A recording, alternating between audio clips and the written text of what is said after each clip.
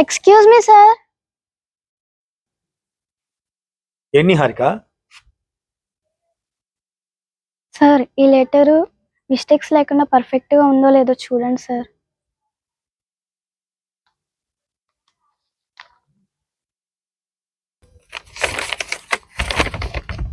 చిట్టి తల్లి నిహారిక, నేను మీ నాయనమ్మ, అమ్మమ్మ, తాతయ్య, పిన్ని, మామయ్య, అక్క, చెల్లి, అలాగే మీ కుటుంబ సభ్యులందరం కలిసి ఈ ఉత్తరం నీకు రాస్తున్నాము. మేము ఇక్కడ క్షేమంగా ఉన్నాం తల్లి. త్వరగా నువ్వు మా సెలవులకి మా ఇంటికి వచ్చేసాయి. ఎన్నిసార్లు రమ్మని చెప్పినా నువ్వేమో రాను రాను మీ అమ్మ నాన్ని వదిలిపెట్టి అంటున్నావు.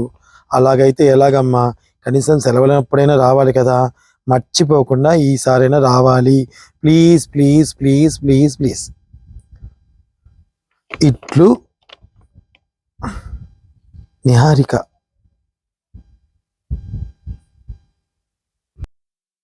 ఈ లెటర్ నువ్వు రాసుకున్నావా? మీకెలా తెలిసింది? ఇట్లు అని నీ పేరు పెట్టుకున్నావు కదా నిహారిక. అయ్యో, మీ దగ్గర రాపోయి ఉంటే దొరికిపోయేదాన్ని సార్. దొరికిపోవడం ఏంటి నిహారిక? ఏంటి లెటర్? అసలు ఏమైంది? మా ఫ్రెండ్స్ అందరూ హాలిడేస్కి ఊరెళ్ళి రోజు వాట్సాప్లో ఫొటోస్ పెడుతున్నారు సార్. నువ్వు వెళ్ళేదా అని నన్ను అడుగుతున్నారు సార్. అందుకే ఈ లెటర్ రాశాను. అవును, మరి నిన్నెవరు పిలవలేదా? సెలవులకి నువ్వు ఏ ఊరు వెళ్ళలేదా? 1 year బ్యాక్ మా ఇల్లు అమ్మక ముందు చాలా బాగుండేది సార్. ఫ్యాక్టరీలో మా డాడీకి నష్టం వచ్చిందని చాలా డబ్బు పోయింది సార్.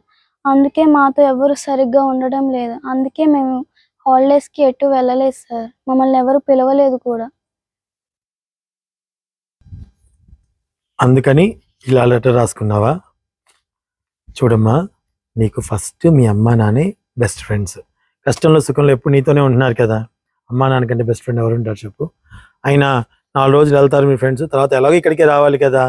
సో పొద్దుస్తమానం స్కూల్కి వెళ్ళి మీ అమ్మ నాన్నతో టైం స్పెండ్ చేయలేకపోయావు కదా. ఈ హాలిడేస్ అమ్మ నాన్నతో టైం స్పెండ్ చేయి, సరేనా? సో ఇలాంటివన్నీ లెటర్స్ రాయటం, అబద్ధాలు చెప్పడం, మనం మోసం చేసుకోకూడదు, సరేనా? అంతా మంచిగా జరుగుతుంది. ఓకే, నువ్వు బయలుదేరు. రేపు మా ఇంటికి రా, తమ్ముడిని తీసుకొని రా, ఆడుకుందాం, సరేనా? బాయ్ నాన్న. ఈ మధ్య బంధాలు అనుబంధాలు అనేవి కొంతమంది డబ్బుని బట్టి చూస్తున్నారు. డబ్బు ఉంటే ఒక గౌరవం, డబ్బు లేకపోతే ఇంకో గౌరవం. ఎప్పుడు మారుతుందో ఏంటో.